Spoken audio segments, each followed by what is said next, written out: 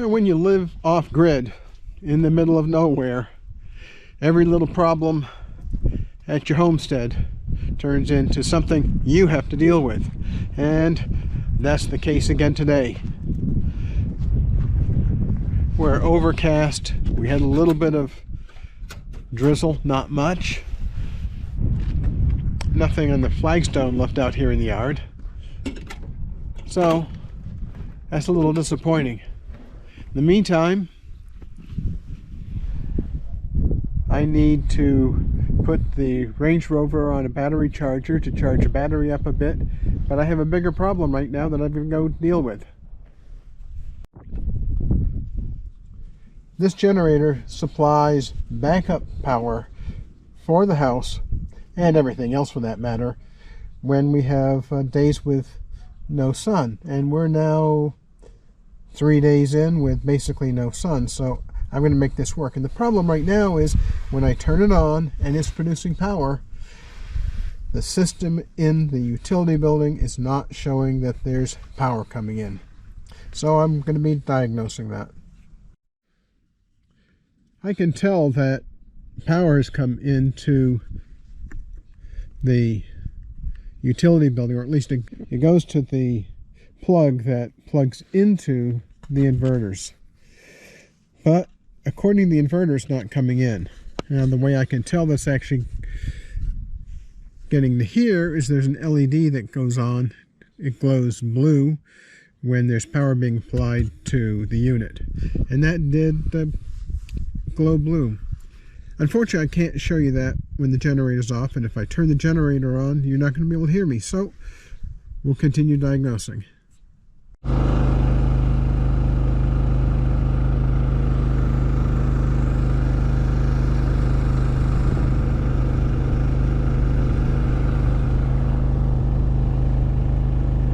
It looks like the problem that I'm having is in the connection at the wall. I now have AC into each of the inverters, which means it's going to be charging the batteries, which is good because we're down to 40%. The way I diagnosed the problem was I came in here and used my multimeter to test the voltage that came into this box right here. This is where the AC from the generator comes in. These are breakers for that voltage.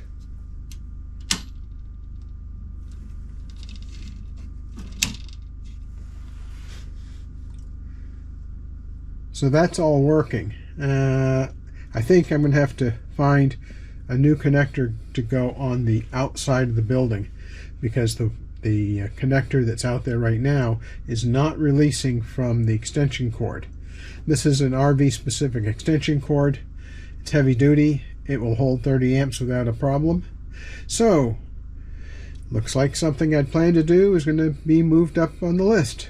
There was no reason to do it right now, but I wanted to do it eventually. Eventually it just happened.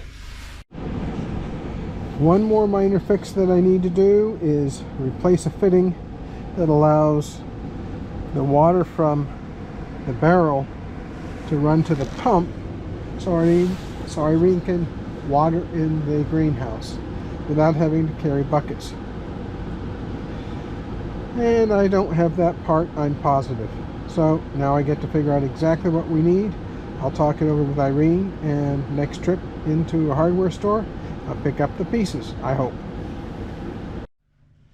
Well, another minor annoying problem is this striker plate for the latch. The greenhouse does move around some in the wintertime and summertime, and the net result is that the door is lower than it was last year. I need to move this plate down. Not a big deal. A couple of screws, put it back in, but it's got to be done.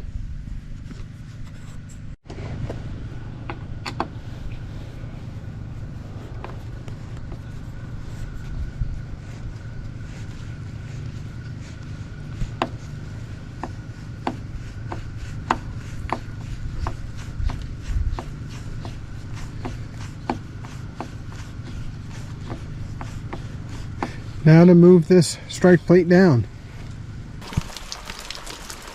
Well, another day and another weather change. You may be able to tell that it's raining. It's been raining off and on all day long. When Irene checked the weather gauge when she came up from the studio, it was a half-inch of rain or thereabouts. My guess is we're a bit higher than that now. Yesterday we had a quarter of an inch. We can use it. Unfortunately, what this means is that the road into town is going to be a mess. We have 3.5 miles of what now is going to be pure mud.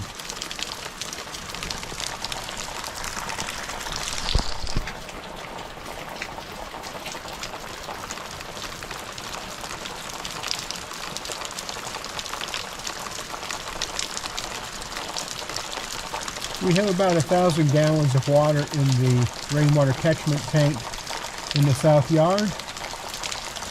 This is going to start topping it up somewhat. We get about 600 gallons for every 1 inch of rain that we get. We started off with 1,000 gallons or thereabouts, and it's probably higher now. Gray day, and I need to go start the generator because little sun, actually no sun, really overcast means we don't get a lot of solar. So, time to go start the generator.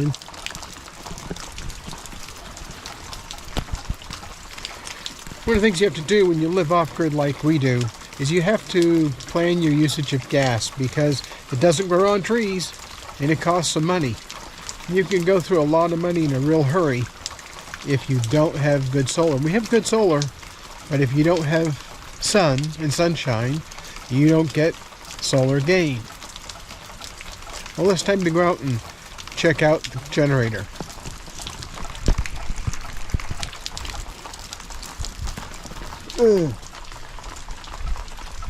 The iris are continuing to bloom even though we're having all this rain.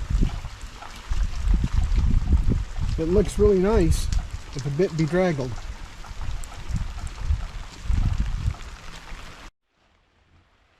One of the jobs I did yesterday was to move this striker plate.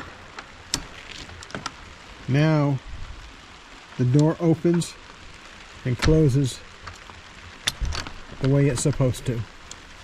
Unfortunately, the second screw that went into the striker plate snapped off just as it was getting down to the point of being done.